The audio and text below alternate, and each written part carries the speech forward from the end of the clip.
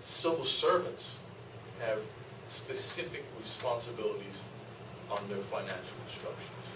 And just because cabinet decides to do something, it does not remove the responsibilities of civil servants under financial instructions. That is the key lesson from this. So, yes, cabinet decided to do X, right? But that did not remove the responsibility of the permanent secretary to follow financial instructions. And when that permanent secretary followed the cabinet decision, financial instructions were breached. The civil servants are there to put a check on cabinet. That's why we have these rules. If cabinet wants to change the rules, change financial instructions, they can. But so long as financial instructions are in place, they need to be followed. And they're not discretionary, they have to be followed. They are in fact the accounting officer for the ministry. That's correct. The permanent secretaries are the accounting officers for the ministry. And those financial instructions are instructions for the accounting officers of every ministry. Thank you very much. Can I follow this? Anyone else want to take this first? Come back to you. John, you mentioned in Parliament that the parliamentary register himself estimated there were 2,000 people sitting in the wrong, registered in the wrong parish.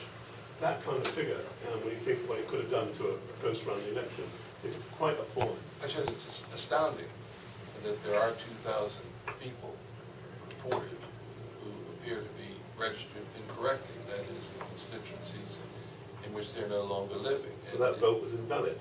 Well, yes, arguably it was invalid. The difficulty, of course, is challenging people, and if you do, the ballot still goes in the box.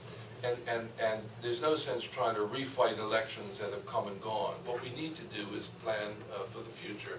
And one of the things is, it's just incredible, is that this is unconstitutional as well. Our constitutional order says that people vote in the districts in which they're ordinarily resident.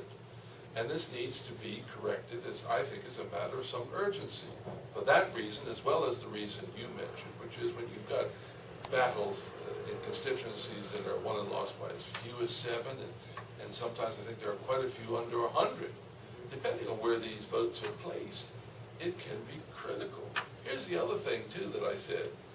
As long as you allow this to remain, and the registrar, to a certain extent, throws up his hands and says, well, I don't want to disenfranchise anybody, and I can't really change them or move them, I'm doing the best I can, the word will go forth. Indeed, it's a dirty secret right now. Well, if you're registered in a marginal district and you move, keep it there, because it counts for a lot more if you're committed to my party than if you take it to one that is safe.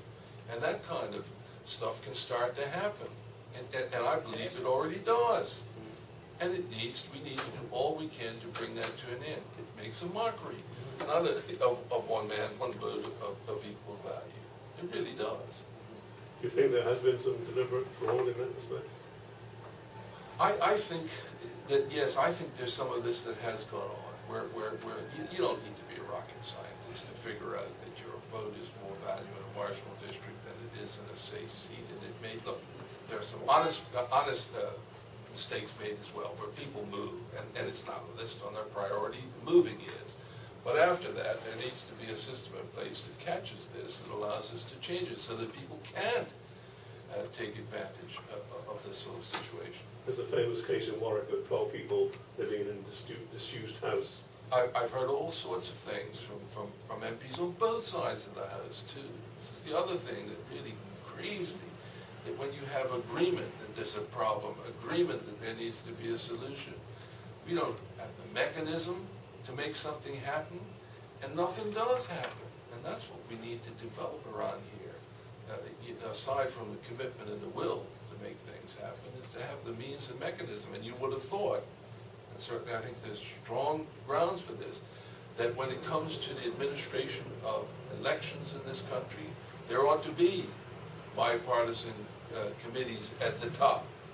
And so that it's out of the control of any one political party, which might happen to be the government at the time.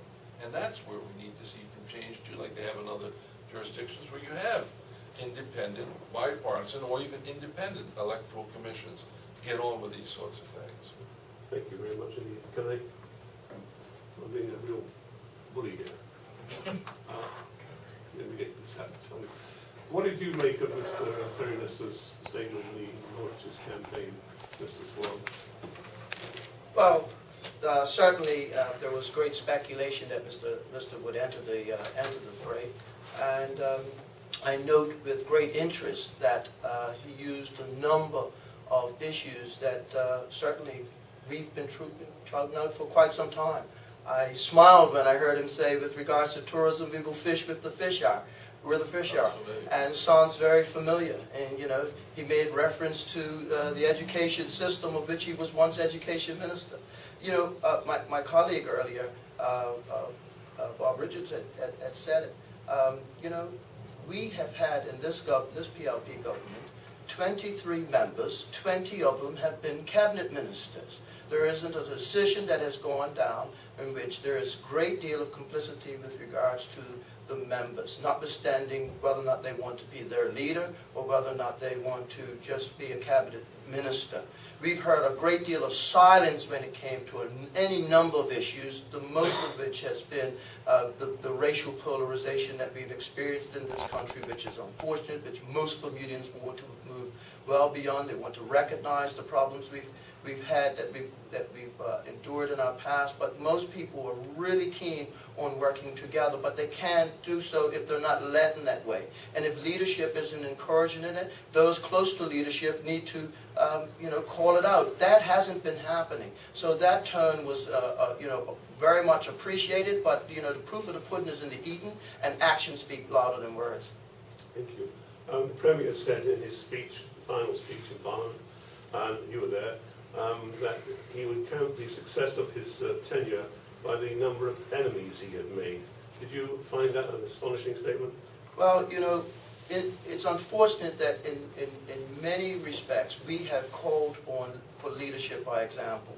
I certainly feel the most unfortunate thing about the Premier's tenure, who is the most qualified person and most charming person, has been that he has the ability to bring us together and did not seize that opportunity.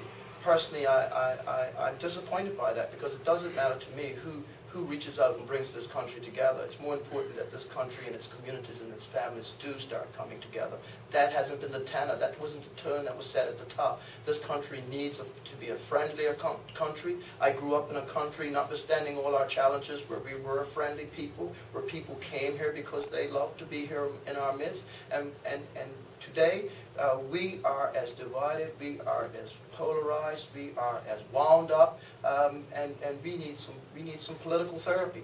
We need some leadership that's going to take us to a better place, and it's not been happening, and it hasn't happened by the leadership of an entire group of people, notwithstanding the leadership that has encouraged it. Thank you. Can I just say on that, Brian, you asked the question, because it struck me that night when I was there. I thought it was instructive that the Premier made that comment after earlier making the comment in the day during debate that he had asked when he was in South Africa for the World Cup, what had made the difference there, where they had come out of apartheid and appeared to have gotten to grips and over some of their racial problems pretty quickly. And I think the difference is Nelson Mandela and the Mandela approach. And I think Nelson Mandela hasn't measured his successes by the enemies he's made, but by the friends he's made. And that's a telling difference, Yeah. Thank you very much.